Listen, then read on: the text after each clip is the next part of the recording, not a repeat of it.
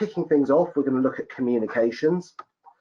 So the situation has rapidly evolved, both in terms of government guidance and operational practices. What tips do you have for effective resident communication? And I'll ask Andrew to go first on that, if I may. Okay, residents is a broad term, so I think my first reaction would be know your customer. We've got managers out there managing retirement, we've got managers out there managing accommodation with special needs, we've got managers out there managing all different types of buildings, some of which are large and complex and others are relatively simple. So I think there's an element of know your customer to start with, and that means very much treating customers individually. That would be my first point. I think my second point would be that communications I would split into two. There will be outbound and there will be dialogue and discussion. So on the outbound side, I think at the moment it's just really important to keep people informed. If you communicate well with your residents, it cuts down the number of calls and queries coming back in. So it actually reduces your workflow if you can get your outbound communications right. Some of the better agencies I know are they're using the likes of Cube to issue a weekly update to their residents on what's happening and why it's happening and what can be done and what can't be done. And that tends to answer a lot of the questions and stop a lot of the inbound queries. What it also does, it demonstrates proactive management.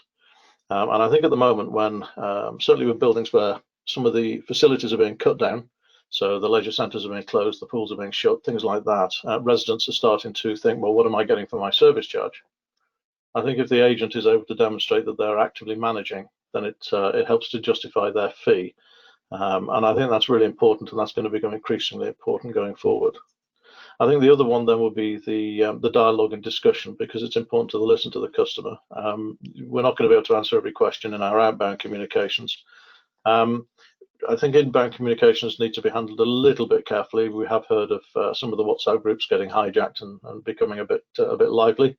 But if the more transparent and the more open you can be with your residents about what's going on, and be seen to and indeed genuinely react to their questions and concerns, the better. It's a counsel of perfection. It's not easy, but those agents that are communicating well at the moment seem to be doing well. Thanks. Nigel, would you like to pick up on that, please? Yeah, I mean, I can only echo what Andrew said there, and this might be music to your ears, Raj, but what we're talking here is the need to communicate on a large scale. So use tech. Don't rely on the old stuff like phone and so forth. Email to a certain extent, but of course that bounces back quite a lot. So can you use things like SMS? Certainly use Zoom. One of the questions that we'll be looking at later on is the future, and I'll put my bit in there now. We are, as property managers, used to attending particularly RMCs and RTMs at night to accommodate our customers' needs, which means for some people driving an hour down the motorway, sitting there for an hour, 2 hours, and then driving back at midnight. Get people used to things like Zoom now. Embrace what's happening, because there are some positives coming out of it. The other things I'd say is think about what everybody is going through. And I don't just mean leaseholders of residents, your suppliers, your staff, everybody. This is a stress situation. And so act humanely in it, because people are going to say and do things that they really don't mean. So it's, to me, long term, the best thing you can do is be calm. It's a grief thing, but the 5 stages of grief, sorry if I'm just looking off to the side. Denial, so we've had that. People visited friends, they'd had house parties, we've gone through that. Anger, social distancing arguments. Bargaining, so as Andrew says, people are saying, well, hang on, why am I paying my service charge when the community pool is shut and so forth? We've gone through that. Depression, looking at everything through the negative lens. Helplessness, we've gone through that. Acceptance, we've stayed in. These cycle round, and I think quite strongly we have done one cycle. We've gone from stay in. You look outside the window, there's people thinking, sod this, I'm going out again. So we're back to denial. We'll be into anger again soon.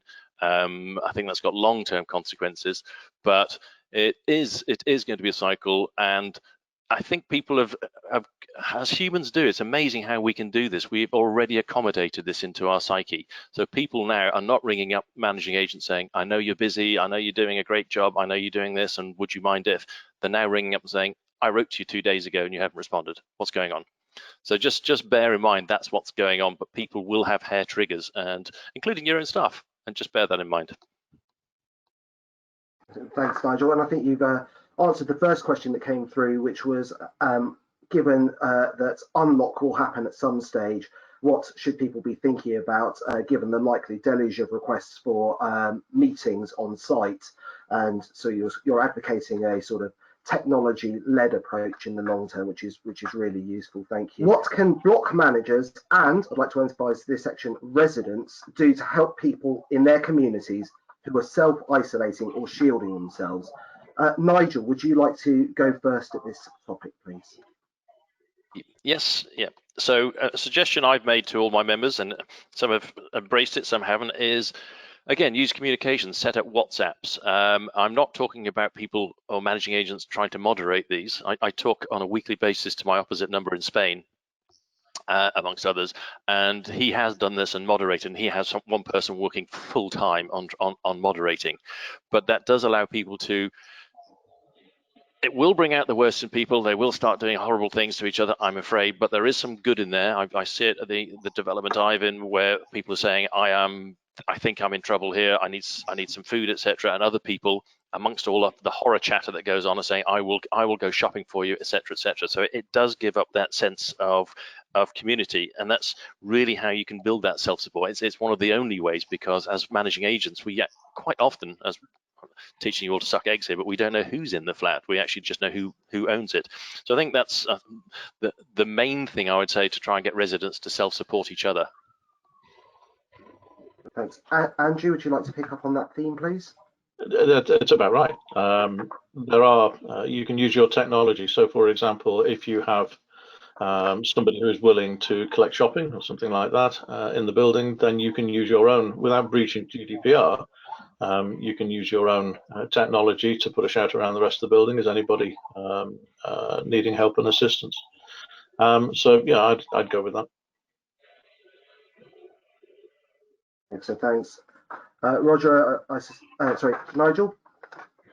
Yeah, something. Oh gosh, I've paused myself somehow without realising how. You learn something about webinars every day. Something I would like to. Sorry, I did forget to mention it. The government is very keen on getting help to the 1.5 million people who are considered to be vulnerable, and they are very appreciative of anybody who is trying to help them in that, such as these WhatsApp groups, because if you think how many people come under leasehold, there's 4.3 million leaseholders there. Andrew's got 5,000 members. We've got 300, which cover probably around about 5% of the whole UK population. So anything we can do to help the government, if you like, hive off some of those 1.5 million to self-support and leave them to do the rest is really being appreciated. And again, this is an opportunity for managing agents to do the right thing, to help people rather than just be administrators and so forth. I think it's a unique time for us. I know I'm sounding a little bit pompous and so forth, but I do believe it is a great opportunity for us. There's a bit of an analogy with the build-to-rent industry, in that they started putting in very specific facilities and then realised that actually what the residents just needed was a space. It's like a village hall, a vertical village hall, if you like, where people can then just do things that you'd never thought of. And I think if the agent is able to be a centre point, a hub, a centre point for communication, then and make it clear that residents can make those suggestions, can contact you, and if there are ways that you can facilitate their communications, then it actually frees up the residents to do self-help.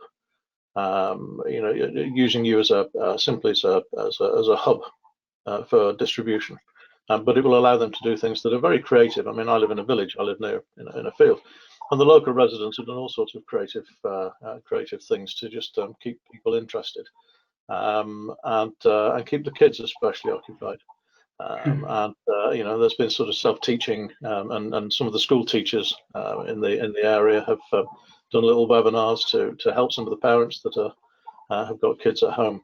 And those are things that an agent wouldn't necessarily be able to predict, but by offering to be in the middle and communicate that out, you can allow the residents to have some control over their own self-support.